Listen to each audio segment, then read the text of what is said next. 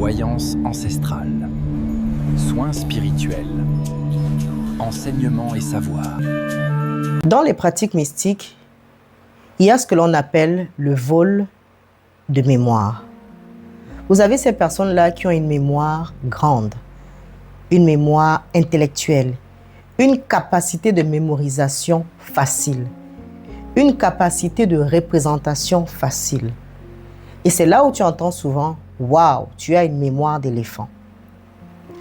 Dans l'occulte, il y a ce vol-là qui existe, dans lequel on va récupérer la cervelle d'une personne, cette personne qui a cette destinée-là importante, et l'on va le transmettre à quelqu'un qui en a besoin d'une certaine manière.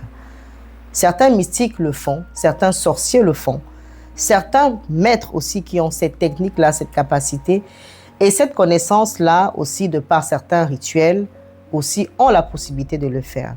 Pourquoi l'on dit souvent qu'il y a une mémoire d'éléphant? Parce que l'éléphant est cet animal-là, parmi toute la catégorie d'animaux qui existent sur cette terre, qui a une capacité de mémorisation facile. Il sait repérer facilement, il sait mémoriser facilement, il sait retenir facilement pendant des années et voire des siècles. Oui, l'éléphant. La mémoire de l'éléphant est grande. Et tu vas retrouver ça aussi auprès de certaines personnes du corps spirituel. Certains pasteurs que tu verras qui ont aussi cette capacité-là de pouvoir, au-delà des révélations qu'ils vont te faire, te donner des points, des repères, te transmettre des informations qui datent depuis des années, depuis des millénaires, qui te concernent parfois. Et tu vas penser bien évidemment que waouh, qu'est-ce qu'il a la connaissance? C'est vrai que ce n'est pas exactement la même chose, mais ça se rapproche. Et si au travers de cela, je te faisais savoir que il y a cette catégorie de personnes-là qui n'ont pas simplement une mémoire comme tu le penses, mais qui se sont retrouvées, pas simplement à honorer les crânes que vous voyez dans les maisons en Afrique, soi-disant pour honorer vos ancêtres, mais pour s'en servir pour faire bien d'autres choses. Tu n'es pas encore abonné à la page de la prêtresse, abonne-toi parce que nous rentrons dans les mystères. Comment ça se passe? Tu vas avoir cette personne-là qui va subir certains rituels pendant un certain nombre de jours. Et au préalable, il faudrait qu'il puisse se prémunir des graines de citrouille. Oui, ça semble anodin, mais les graines de citrouille font partie de ce qu'il faudra qu'il ait. Il faudra qu'il se fasse prémunir aussi d'une cervelle, la cervelle d'un humain. Il faudra qu'il y ait bien évidemment le crâne et il faudrait qu'il y ait aussi la graisse, une graisse particulière dont je vais taire ici le nom. Il va avoir cet ensemble des choses-là. Voilà, que soit le maître va se prémunir, soit peut-être lui-même s'il a cette capacité, parce que ça coûte extrêmement cher. Les couloirs pour les avoir ne sont pas des simples couloirs. Une fois qu'il aura l'ensemble des éléments, on va commencer par les bas. Parce que pour toute chose, il faut l'alignement qui va avec. Il faudrait que les forces que l'on va appeler puissent humer ton odeur et te reconnaître, afin que le rituel puisse s'accomplir dans de bonnes prédispositions et apporter surtout un résultat. Il va se laver pendant une série de jours dans la nuit, à une certaine heure magique précise, avec des éléments qu'aura apprêté le maître. Et après cette série de jours-là, il va y prendre les graines de citrouille qu'il va mâcher en murmurant certaines paroles. Une fois qu'il va mâcher les graines de citrouille, il ne faut pas qu'il les avale. Maintenant, il va les recracher et on va par la suite les mélanger avec la cervelle de l'humain. Forcément de quelqu'un qui est décédé d'une certaine manière particulière aussi. On va mélanger l'ensemble et on va aussi rajouter aussi cette fameuse graisse-là.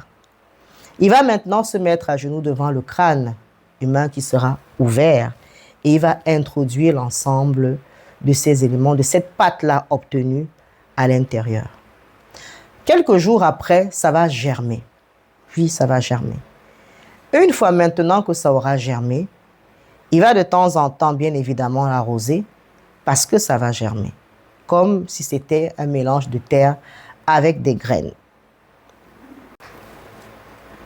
Une fois bien évidemment que ça aura germé, il va maintenant manger l'ensemble tout seul.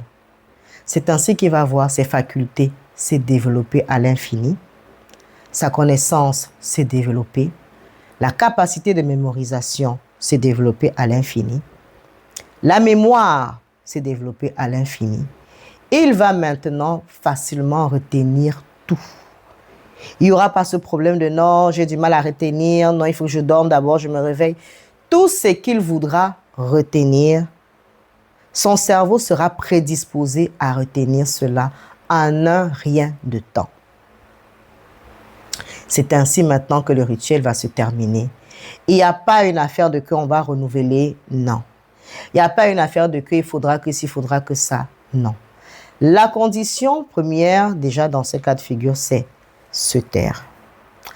Il ne devra jamais divulguer le rituel, ce par quoi il est passé pour pouvoir avoir cette faculté-là. Parce que c'est sûr, il va être quelqu'un qui surpasse les niveaux. Il va être quelqu'un qui surpasse les niveaux. Et vous avez autour de vous certains qui sont passés par ces rituels-là. Et si les crânes que tu voyais dans les maisons ne servaient pas uniquement à aller honorer les défunts, encore faut-il que tu saches comment réellement honorer les défunts avec les crânes. Parce qu'avec les crânes, l'on peut faire beaucoup de choses. Même avec le crâne, forcément d'un humain, l'on peut même aussi faire de la divination. Avec le crâne d'un humain, l'on peut faire des pratiques aussi qui réconcilient les mariages. L'on peut faire un certain nombre de choses. Le crâne n'est pas simplement ce que tu penses. Il fait énormément de choses. Bien évidemment, parfois, il y a des spécificités. Est-ce le crâne d'un enfant? Est-ce le crâne d'un adulte? Est-ce le crâne de? Comment cette personne-là est décédée? Les possibilités sont multiples. Alors, c'est juste pour te faire savoir que tout le monde n'est pas simplement comme tu vois. J'ai tendance à dire, le monde n'est pas un monde de bisounours. Oui, il y a ces personnes-là qui m'écrivent, qui m'ont même déjà écrit pour me dire, oracle divine, je ne sais pas, j'ai échoué, je n'arrive pas, nanani, nanana. Mais ne trouve pas de solution. Parce que parfois aussi, ton cerveau a été mangé en sorcellerie